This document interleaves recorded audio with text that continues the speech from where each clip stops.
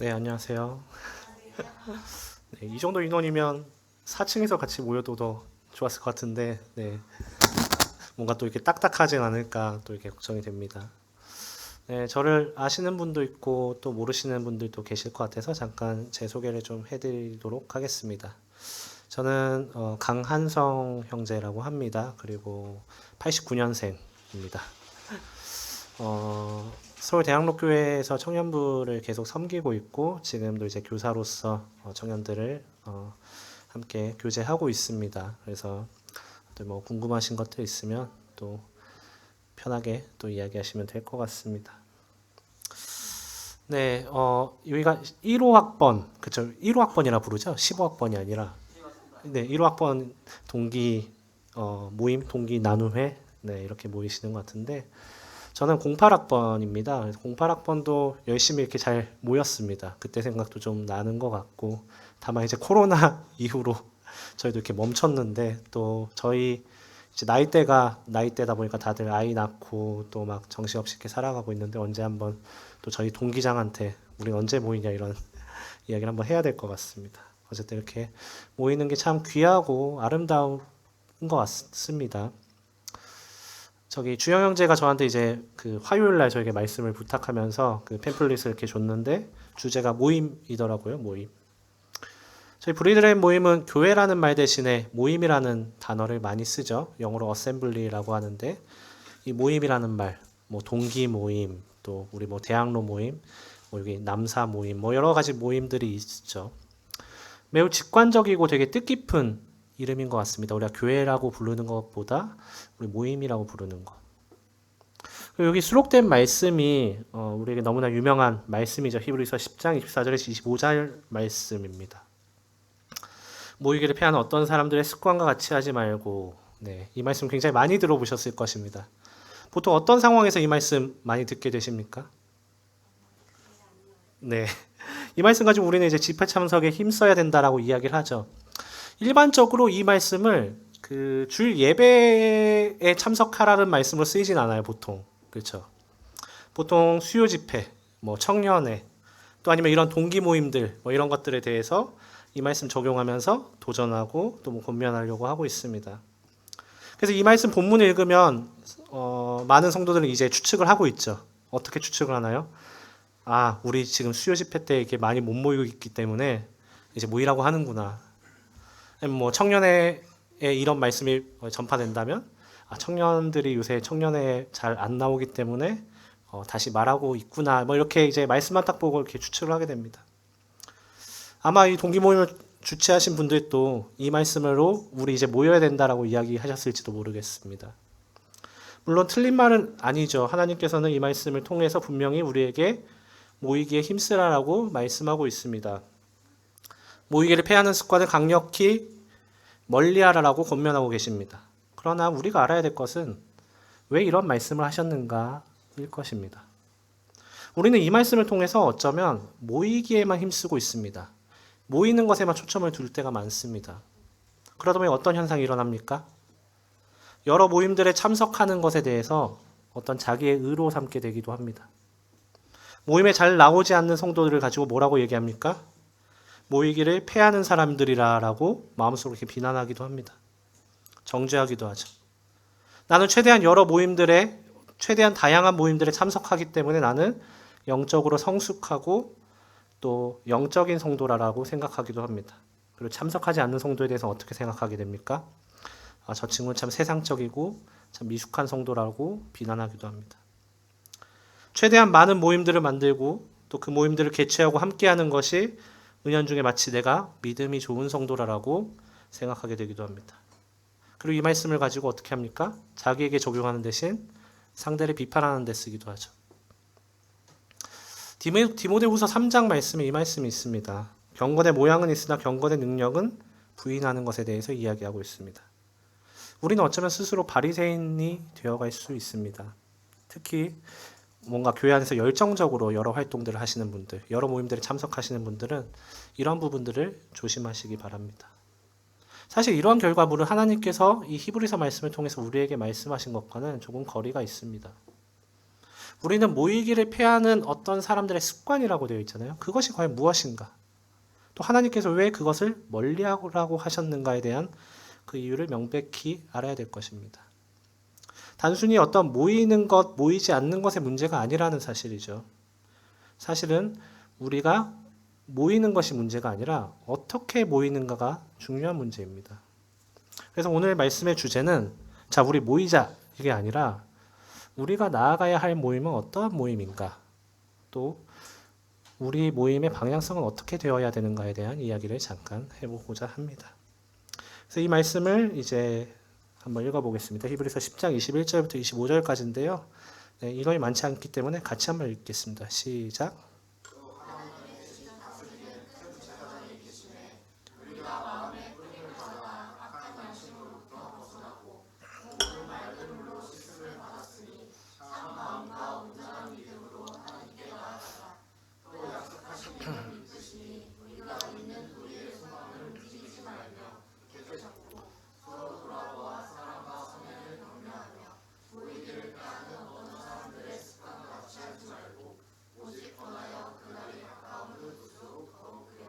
네, 그래서 사실 이 말씀은 히브리서 10장 25절만 읽을 것이 아니라 21절부터 같이 읽어야 합니다. 히브리서 말씀이 누구를 대상으로 쓰여진 말씀인지 아십니까? 네, 유대인들을 대상으로 쓰여졌습니다. 유대인들 중에 그리스도인들을 대상으로 쓰여진 서신서입니다. 그들의 상황이 어떠했는지 잠깐 생각해 볼 필요가 있습니다. 그들의 상황이 어떠했을까요? 그들은 원래 유대교 소속으로 있었지만 그 유대교를 버리고 예수 그리스도를 이 복음을 받아들이고 이 그리스도인으로 모였던 사람들이었습니다. 그랬기 때문에 그들은 그들의 가족들, 그들의 이웃들, 친척들에게 엄청난 핍박을 받았습니다. 상속권을 박탈당하기도 하고 어떤 그들의 모임에서 추출되기도 하고요. 어떤 고용 기회가 상실되기도 하고 또 어떤 육체적이나 정신적으로 고통을 주기도 하고 공개적으로 그들을 향해서 멸시하기도 하고 조롱하기도 하였습니다. 그들에게 유대교 사람들은 이렇게 회유합니다. 너희가 다시 우리한테 돌아오기만 한다면 너에게 이러한 권리를 다시 보장해 주겠다. 이러한 상황 속에 이 이스라엘 안에 이 그리스도인들이 놓여져 있었던 것입니다. 사실 여기에서 모이기를 폐하다라는 말은 단순히 모임을 안 나가다라는 말이 아닙니다. 이제는 내가 유대교로 다시 돌아가겠다, 배교하겠다라는 의미를 내포하고 있습니다. 오히려 로마 군인들보다 자신의 동족들한테, 자신의 가족들한테, 자신의 친척들에게 받는 이런 사회적으로 엄청난 큰 핍박, 그 배척이 그들에게 얼마나 큰 고통이 되었을까를 또 생각해 보면 또 심적으로는 사실 좀 이해가 가기도 하죠.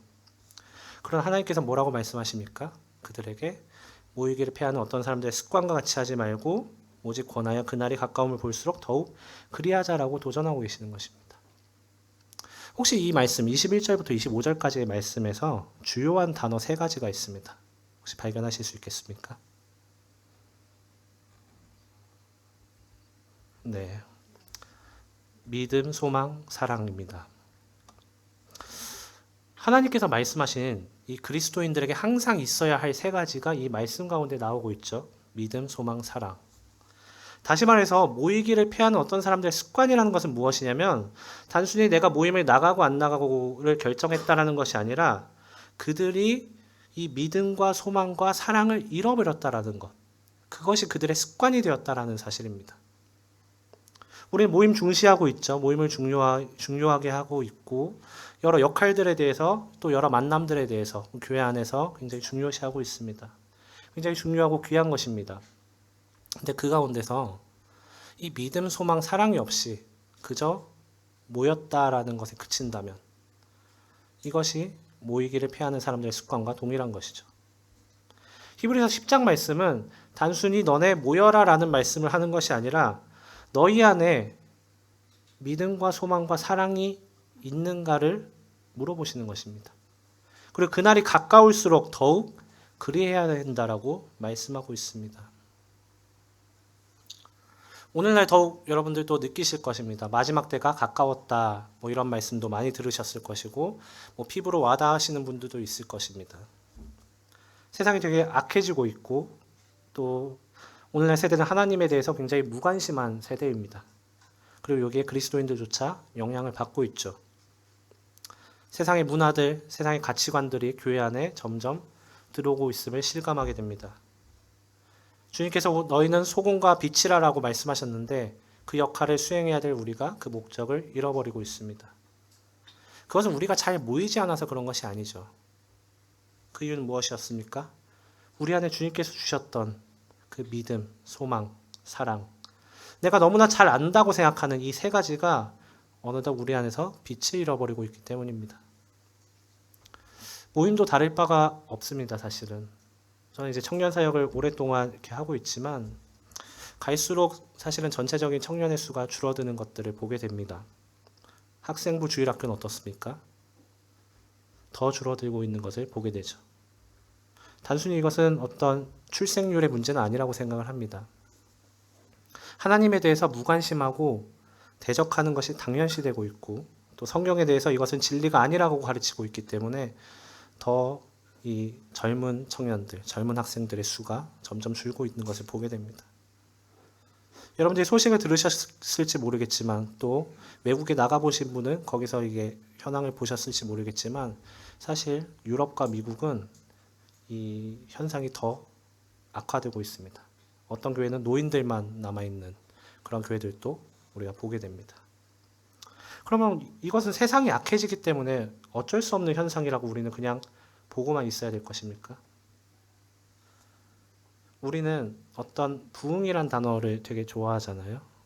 교회를 부흥시키고 어떤 우리가 속해 있는 어떤 모임을 부흥시키고자 하는 마음들이 있습니다. 그런데 그 전에 우리가 먼저 봐야 될 것은 주님께서 말씀하셨던 그리스도인에게 항상 있어야 될 세 가지 무엇이죠? 믿음, 소망, 사랑. 이것에 대해서 다시 한번 내가 이것이 무엇인지 정립하고 또 이것들이 내 안에서 자연스럽게 퍼져나갈 수 있기를 기도해야 될 것입니다. 그것이 주님께서 말하신 그리스도 안에서 함께 지어져 가는 것을 의미합니다. 근데 구체적으로 이 말씀을 조금 더 살펴보겠습니다. 첫 번째, 믿음이죠. 참 마음과 온전한 믿음으로 하나님께 나아가자. 여러분, 믿음이 무엇이라고 생각하고 계십니까? 우리가 굉장히 많이 듣는 단어잖아요, 믿음. 근데 재미있는 사실은 무엇이냐면 이 믿음이란 단어가 구약 성경에는 몇 번 나오는지 아십니까? 3번 나오고 있습니다. 신약 성경에 몇 번 나오냐면 230번 나오고 있습니다. 즉 신약 성도들에게 주어진 가장 큰 무기이자 첫 번째 조건이 믿음이라는 사실이죠. 주님께서 오셔서 말씀하신 것이 바로 이 믿음입니다. 제가 여기 이 관련 구절도 나왔지만 특별히 믿음에 대해서 예수님께서 정말 많이 말씀하셨습니다. 그 이후부터 사도들도 믿음에 대한 이야기를 계속하고 있습니다. 우리는 구원받는 믿음에 대해서만 생각하지만 주님께서는 어떻게 말씀하고 계시냐면 믿음에 대해서 믿음이 크다, 믿음이 작다라고 하면서 믿음을 비교하는 이 장면들을 우리는 쉽게 발견할 수가 있습니다. 예수께서 이르시되 어찌하여 무서워하느냐 믿음이 작은 자들아 하시고 또 두 번째는 중평 믿음이 작은 자여 왜 의심하였느냐 또 어떤 여자에게는 내 믿음이 크도다 내 소원대로 되리라. 계속해서 어떤 믿음이 작고 크고에 대해서 주님께서 말씀하고 계시는 것을 발견하게 됩니다. 그렇다면 주님께서 말씀하시는 이 믿음이 크고 작은 것은 과연 무엇을 의미하는 것인가? 이것이 중요한 것이겠죠. 교회로 오래 다닌 사람, 성경 지식이 뛰어난 사람, 교회에서 여러 사역들을 하는 사람, 이 사람들이 주님께서 믿음이 크다라고 말씀하시진 않았을 거라고 저희도 생각하고 있습니다. 하지만 우리에게 어려운 점은 무엇입니까? 이 믿음이라는 것이 어떤 우리의 나이처럼 또 아니면 어떤 우리가 어떤 게임상에서 레벨처럼 이렇게 레벨이 내가 딱 보인다면 아 나는 레벨이 이 정도니까 조금 더 열심히 해서 레벨을 올리면 되겠구나라고 생각할 수 있는데 우리가 보이지 않기 때문에 아 과연 나는 주님께서 보셨을 때 믿음이 크다고 하실지 작다고 하실지 이에 대해서 되게 추상적이고 또 어렵다라고 생각하게 된다는 것이죠. 주님께서 여러분들의 모습을 보면 뭐라고 말씀하실 것 같으십니까? 믿음이 크도다라고 말씀하실 것 같으십니까? 아니면 이 믿음이 작은 자들아, 믿음이 없는 세대여라고 말씀하시겠습니까? 조금 더 이제 구체적으로 보기 위해서 대표적으로 우리가 믿음의 조상이라고 부르는 분이 있죠. 누구죠? 네, 아브라함에 대해서 보겠습니다. 아브라함의 생애를 통해서 우리는 과연 믿음이 무엇인가, 또 하나님께서 말씀하시는 이 믿음의 모습이 무엇인가에 대해서 잠깐 살펴보겠습니다. 아브라함이 하나님을 믿으니 이것을 의로 여기셨다라는 말씀이 신약에서만 무려 4번이 나오고 있습니다. 계속해서 반복됩니다. 히브리서 11장 8절에서 무엇이라고 말씀합니까? 믿음으로 아브라함은 부르심을 받았을 때 순종하여 장래의 유업으로 받을 땅에 나아갔으되 갈 바를 알지 못하며 나아갔으며. 제가 이 말씀의 배경에 대해서 자세하게 이야기하지 않아도 다들 아실 겁니다. 아브라함이 그의 친척들, 가족들과 함께 살던 이 갈대아 우르 땅을 떠나서 하란을 거쳐서 가나안 땅으로 이동한 사실. 아브라함이 살았던 곳이 어디였습니까? 네, 갈대아 우르인데 그 곳이 어디였냐면 이 메소포타미아 지역이었습니다. 여러분들 학교 다니실 때 4대 문명에 대해서 배우셨죠? 4대 문명에서 메소포타미아 문명도 배우셨을 것입니다. 어떤 티그리스 강을 기반으로 굉장히 그 토지가 비옥하고 도시가 발달하고 또 사람들이 많이 살던 곳. 근데 그곳에서 아브라함이 어디로 이동하게 되냐면 그가 알지 못하던 땅 가나안으로 이동했던 것이죠. 아브라함이 그냥 무턱대고 이동한 것은 아닙니다. 그가 이동했던 이유는 하나님의 약속을 믿었기 때문이죠. 하나님께서 뭐라고 말씀하셨냐면 너는 너의 고향과 친척과 아버지의 집을 떠나 내가 내게 보여줄 땅으로 가라. 내가 너로 큰 민족을 이루고 내게 복을 주어 내 이름을 창대하게 하리니 너는 복이 될지라. 아브라함은 그 땅을 본 적도 없었고 그의 아내는 심지어 오늘날로 말하면 불임이었죠. 큰 민족을 이룬다는 상상은 전혀 할 수 없었고 또 그가 너무나 익숙하고 또 굉장히 발달한 나라에 그 땅을 떠나야 했었고 그들의 친척을 떠나야 했습니다. 하나님의 약속은 너무나 먼 미래였고 이루어질지 알 수도 없었죠. 그러나 아브라함은 어떻게 했습니까? 하나님 말씀에 순종해서 나아갔습니다. 믿음은 구체적으로 무엇을 이야기하냐면 순종해서 나아가는 것을 이야기합니다. 어떤 믿음은 머물러 있거나 내 마음의 변화가 되는 것이 믿음이 아닙니다. 많은 사람들은 믿음에 대해서 내가 믿고 있다.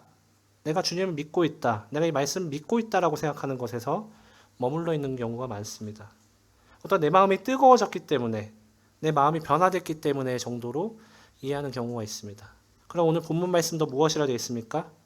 참 마음과 온전한 믿음으로 하나님께 나아가자라고 말씀하고 있습니다. 아브라함이 갈 바를 알지 못하고 나아갔던 것처럼 또 오늘 본문 히브리서 말씀처럼 우리는 이 순종해서 하나님께 나아가는 것, 이것이 하나님께서 바라보시는 믿음입니다. 어디로 나아가야 됩니까? 내가 내 눈으로 보는 것이 아니라 하나님께서 보여주시는 곳으로. 내가 갈 바를 알지 못하지만 또 세상의 가치로 봤을 때 그것이 굉장히 미련하고 어리석어 보이겠지만 하나님께서 나에게 말씀하시는 그 길, 하나님의 뜻대로 순종하면서 나아가는 것, 그것이 하나님께서 믿음 있다라고 말씀하시는 것입니다. 우리에게는 하나님께서 항상 말씀을 통해서 말씀하고 계시죠. 환경을 바라볼 것이 아니라 하나님을 바라보며 나아갈 것을 말씀하고 있습니다. 앞서 이 장면들을 다시 한번 봅시다. 왜 예수님께서는 어떤 사람들에게는 믿음이 작고 어떤 사람들에게는 믿음이 크다라고 말씀하셨습니까? 예수님께서 딱 와서 너는 이 정도 했으니까 믿음이 크고 너는 이 정도 했으니까 믿음이 작다라고 말씀하신 것이 아닙니다. 바람과 바다를 무서워하던 제자들이 예수님을 바라보고 나아가지 않았기 때문에 믿음이 작은 자라고 했습니다. 중풍병자와 혈류병을 앓던 여자가 예수님 앞에 나아갔기 때문에 믿음이 큰 자라고 하였습니다. 5,000명의 인원을 먹일 떡이 부족해서 씨름하고 있던 제자들이 예수님께는 나아가지 않고 스스로 그냥 걱정하고 고민하고 있었기 때문에 믿음이 적은 자라고 말씀하신 것입니다. 갈대우르에서 가나안으로 이제 간 이후에 아브라함의 믿음의 삶이 멈춰진 게 아니죠. 우리의 믿음 역시 우리가 알고 있는 어떤 구원받는 믿음, 여기서 그치는 것이 아니라 그 삶 가운데서 계속해서 하나님을 바라보고 나아가는 삶을 사는 것. 이것이 바로 우리의 믿음이 되는 것입니다. 두 번째, 우리가 모여야 될 모임. 이 두 번째는 바로 소망이죠. 우리가 믿는 도리의 소망을 움직이지 말고 굳게 잡고.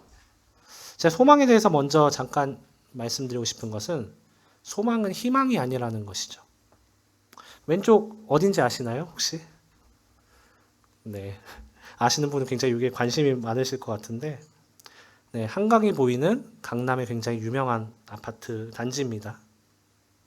많은 사람들이 이 집으로 들어가고자 하는 희망을 품고 있습니다. 그러나 그것은 대부분 불가능한 일들이죠. 그리고 불가능하지만 저기 한번 내가 살아보고 싶다. 뭐 이런 희망을 품으면서 많은 직장인들이 나름대로의 어떤 자산 증식을 하려고 하고 있고 뭐 많은 노력들을 하고 있습니다. 혹시 여기 가능하신 분도 있을지 모르겠습니다. 가능하시더라도 그분은 또 어떤 희망을 품겠습니까? 이제 여기가 끝이 아니라 더 큰 희망을 품으면서 살아가는 것을 보게 됩니다. 그러나 소망은 희망이랑 다릅니다. 희망은 불가능한 일을 이루고자 내가 노력해서 얻고자 하는 것이 희망이고요. 소망은 이미 우리에게 이루어진 사실이라는 것입니다. 소망은 우리가 어떤 노력을 해서 성취하는 것이 아니라 이미 하나님께서 이루어 놓으셨기 때문에, 하나님께서 이미 성취해 놓으셨기 때문에 우리는 그것에 대한 소망을 품으면서 살아가는 것입니다. 역시 아브라함이 품었던 소망에 대해서 잠깐 이야기해 봅시다. 믿음으로 그가 이방의 땅에 있는 것 같이 약속의 땅에 거류하여 동일한 약속을 유업으로 함께 받은 이삭 및 야곱과 더불어 장막에 거하였으니 이는 그가 하나님이 계획하시고 지으실 터가 있는 성을 바랐습니다. 거류하다라는 표현이 있는데 거류하다라는 뜻은 어떤 곳에 임시로 머물러 살다라는 뜻입니다. 아브라함 하나님께서 보여주신 가나안 땅으로 왔지만 그가 메소포타미아 지역에 있었던 것처럼 어떤 호화로운 생활을 했던 것이 아닙니다. 그는 장막을 치고 거류하는 삶을 살았습니다. 그는 나그네의 삶을 살고 있었습니다. 왜냐하면 아브라함이 자신의 고향을 떠났을 때부터 그가 보고 있는 것은 이제 더 이상 이 땅에 머물러 있지 않았었던 것이죠. 아브라함은 무엇을 보고 있었습니까? 하나님의 영원한 약속, 그리고 그가 나아갈 본향에 대해서 보고 있다고 성경에 말씀하고 있습니다. 그래서 그는 그것을 기뻐하고 즐거워하고 그것들을 바라는 삶을 살았기 때문에 이 땅에서 거류하는 삶을 살았던 것입니다. 요한복음 8장 56절에 제가 기록해놨네요. 너희 조상 아브라함은 나의 때 볼 것을 즐거워하다가 보고 기뻐하느니라. 우리를 이 땅에 나그네라고 부르죠. 나그네 삶이라고 부릅니다. 나그네 삶이 무엇입니까? 어쩔 때 외롭고 또 세상으로부터 외면받을 때도 있죠. 그런데 세상에서 우리가 위안을 찾는 것이 아니라 우리는 이제 무엇을 바라봅니까? 네, 우리의 하늘 소망을 바라보면서 그 믿음으로 우리가 살아갈 수 있는 것입니다. 그럴 때 우리가 항상 이야기하는 항상 기뻐하라, 쉬지 말고 기도하라, 범사에 감사하라라는 말씀이 우리 삶 가운데 이루어질 수 있는 것입니다. 내가 항상 기뻐할 수 없는데 어떻게 기뻐합니까? 라는 이런 질문들을 하죠. 감사할 수 없는데 어떻게 감사합니까? 왜냐하면 이 말씀을 지키려고 한 이후에 삶을 살아가기 때문에 그러한 현상들이 나오게 됩니다. 그런데 우리가 내 눈앞에 그 하나님께서 보여주신 그 소망을 바라보고 산다면 이 말씀이 우리 삶 가운데 이루어질 수 있는 것입니다. 오늘 많은 그리스도인들의 생각도 이 땅에 머물러 있기가 쉽습니다. 앞서 제가 보여드렸던 그 소망의 하늘 소망보다는 왼쪽에 어떤 강남의 모 아파트를 바라보면서 살아갈 수도 있습니다. 예수님께서 무엇이라고 말씀하셨냐면 너희 보물이 있는 곳에 너희 마음이 있다라고 말씀하고 있습니다. 우리의 마음이 이 땅의 재물들에 머물러 있기 쉽습니다. 그런데 우리의 마음은 어디에 있어야 됩니까? 하늘에 머물러 있어야 되는 것이죠. 아브라함도 여러 재산이 있었고 많은 종들이 있었습니다. 그는 얼마든지 성을 짓고 정착할 수 있었지만 또 그가 살았던 그 고향으로 돌아갈 수도 있었지만 그는 하나님의 말씀을 쫓아서 하늘의 본향을 바라보면서 이 땅에서 거류하는 나그네로 살았던 것입니다. 우리가 믿는 도리의 소망을 움직이지 말며 굳게 잡고라고 말씀하고 계시죠. 여러분들께서 지금 굳게 잡고 있는 것은 무엇입니까? 내 마음 가운데 정말 굳게 잡고 있는 것은 무엇입니까? 세상은 무엇을 잡으라고 말하고 있죠? 여러 가지가 있겠지만 결국에는 돈을 굳게 잡으라고 말씀하고 있습니다. 주식, 부동산, 어떤 대학 학벌, 어떤 취업 이런 것들을 꽉 잡고 그것을 놓치지 말라고 이야기하고 있습니다. 그러나 그것들은 어떻게 될 운명입니까? 결국 우리가 아무리 좋은 옷을 입더라도 1년까지는 괜찮을지 몰라도 3년이 지나면 해지고 5년이 지나면 찢어지듯이 그것들은 분명히 우리가 알고 있듯이 낡고 해질 것입니다. 우리의 생각이 하나님과 그 나라에 머물러 있지 않고 우리가 우리의 소망을 품는 것이 아니라 이 땅의 것을 추구하는 이 희망 가운데 살 때 우리의 영혼은 메마를 수밖에 없습니다. 영원히 낡지 않을 그 위대한 소망을 바라보면서 걸어가는 것, 그것이 우리에게 필요한 사실입니다. 우리 모임이 이러한 방향으로 흘러가길 기도합니다. 여기 계신 1호 학번 동기 모임도 그러한 방향으로 흘러가길 바랍니다. 소망에 관한 이유를 나누고 간증하고 항상 준비하는 모임이 되길 바랍니다. 베드로전서 3장 15절 보시면 너희 마음에 그리스도를 주로 삼아 거룩하게 하고 너희 속에 있는 소망에 관한 이유를 묻는 자에게는 대답할 것을 항상 준비하되 온유와 두려움으로 하고. 내가 바라보고 있는 주님, 내가 갖고 있는 소망에 대한 이러한 교제가 이루어지는 모임이 필요합니다. 우리에게. 네, 세 번째는 무엇이었습니까? 믿음, 소망 다음에 사랑이었죠. 서로 돌아보아 사랑과 선행을 격려하며. 사랑은 우리는 마음의 변화라고 생각하기 쉽습니다. 그런데 성경에서 말하고 있는 사랑은 행동입니다. 우리가 알고 있는 사랑의 의미는 무엇이죠? 제가 국어사전에서 좀 찾아봤는데 어떤 사람이나 존재를 몹시 아끼고 귀중히 여기는 마음, 어떤 사물이나 대상을 아끼고 소중히 여기거나 즐기는 마음, 남을 이해하고 돕는 마음, 어떤 성적인 매력에 이끌리는 마음. 공통된 단어가 계속 나오죠. 무슨 단어였습니까? 네, 마음이죠. 우리는 사랑이라는 단어를 생각할 때 그래서 내 마음 속에 일어나는 감정을 떠올리기 쉽습니다. 그러나 하나님께서 말씀하시는 사랑은 그것이 아닙니다. 고린도전서 13장 4절에서 7절 말씀을 보시면 이 사랑이 어떻게 나타나는지 그 행동의 양상이 나와 있습니다. 오래 참는다, 온유하며 시기하지 않는다, 자랑하지 않는다, 교만하지 않는다, 무례히 행치 않는다, 자기의 유익을 굳지 않는다, 성내지 않는다, 악한 것을 생각하지 않는다, 불의를 기뻐하지 않으며 진리와 함께 기뻐한다, 모든 것을 참으며 모든 것을 믿으며 모든 것을 바라며 모든 것을 견딘다. 오늘 본문 말씀에도 뭐라고 말씀하고 있습니까? 서로 돌아보아서 사랑과 선행을 격려하라라고 말씀하고 있습니다. 물론 감정이 중요하지 않은 건 아닙니다. 감정도 중요하죠. 그런데 주님께서 말씀하시는 사랑은 감정에서 끝나는 것은 사랑이 아니라고 말씀하는 것입니다. 어떻게 우리가 사랑을 실천하고 어떻게 우리가 사랑을 격려할 수 있겠습니까? 요한일서 4장 7절에서 8절입니다. 사랑하는 자들아 우리가 서로 사랑하자. 사랑은 하나님께 속한 것이니 사랑하는 자마다 하나님으로부터 나서 하나님을 알고 사랑하지 아니하는 자는 하나님을 알지 못하나니 이는 하나님은 사랑이심이라. 사랑이 있는 자들의 특징이 무엇이냐면 하나님을 아는 자들인 것입니다. 그럼 사랑에 실패하는 자들의 특징은 무엇이겠습니까? 반대로 하나님을 알지 못하는 자들입니다. 여기서의 알다는 단순히 노우 그 의미가 끝나는 것이 아니라 더 깊은 관계에 들어가는 것을 의미하고 있습니다. 내가 계속해서 어떤 성도를 사랑하고자 하는데 실패할 때가 많죠. 그럼 우린 보통 누구에게 핑계를 돌립니까?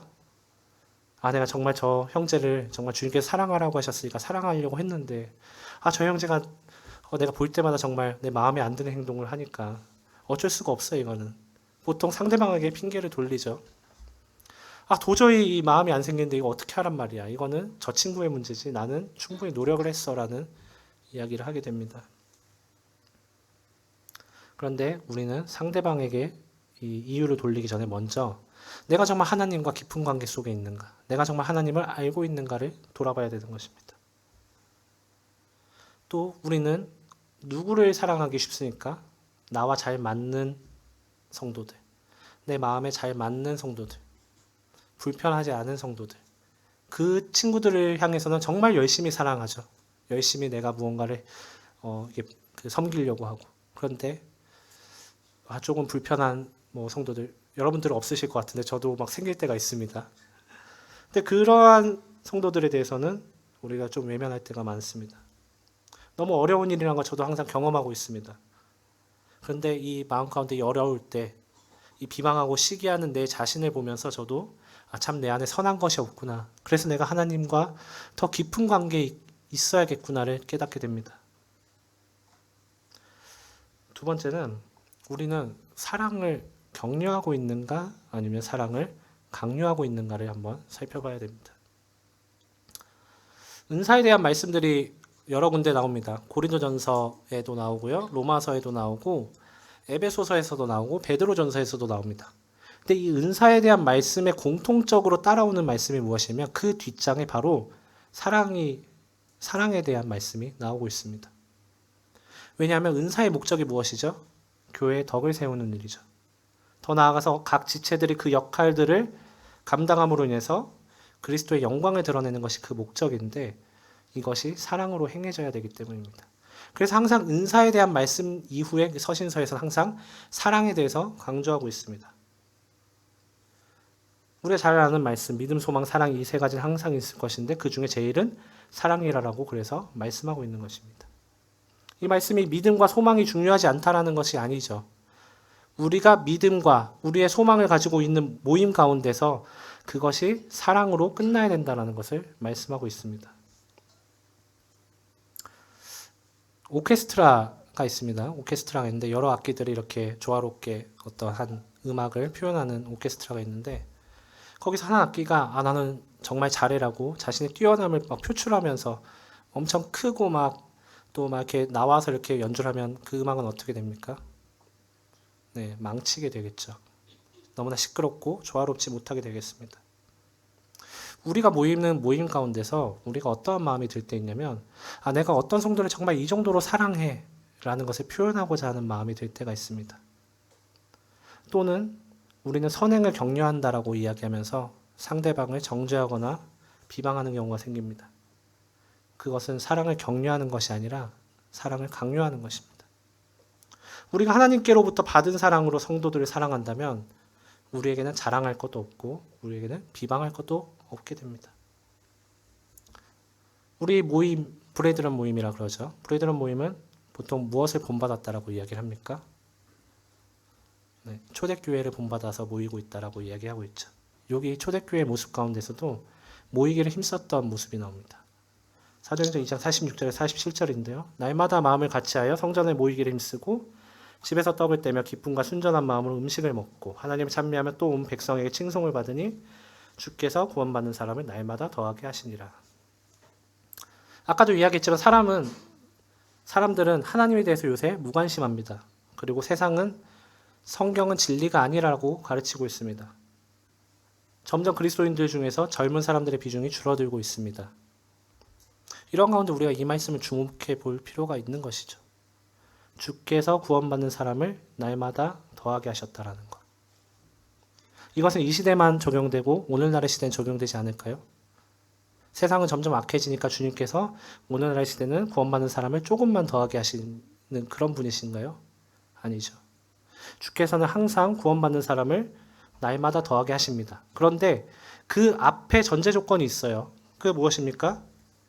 그들이 성전에 모이기를 힘쓰고 떡을 떼고 함께 교제하고 하나님을 찬양했을 때 그때 하나님께서 그 공간 가운데서 그 모임 가운데서 구원받는 사람을 날마다 더하게 하셨다는 사실입니다. 세상 가운데서 우리가 이 주님을 드러내는 것은 우리가 모이기를 힘쓸 때 그것이 가능한 것입니다. 아까 히브리서 말씀과 동일한 것입니다. 즉 우리가 모이기를 힘쓰는 것은 명백합니다. 여러분들 이런 모임들도 참 귀하고 좋은 모임입니다. 그러나 단순히 우리 이렇게 모였다 해서 만족하는 것이 아니라 어떤 방향으로 나아가야 할 것인가 이것이 필요한 것입니다.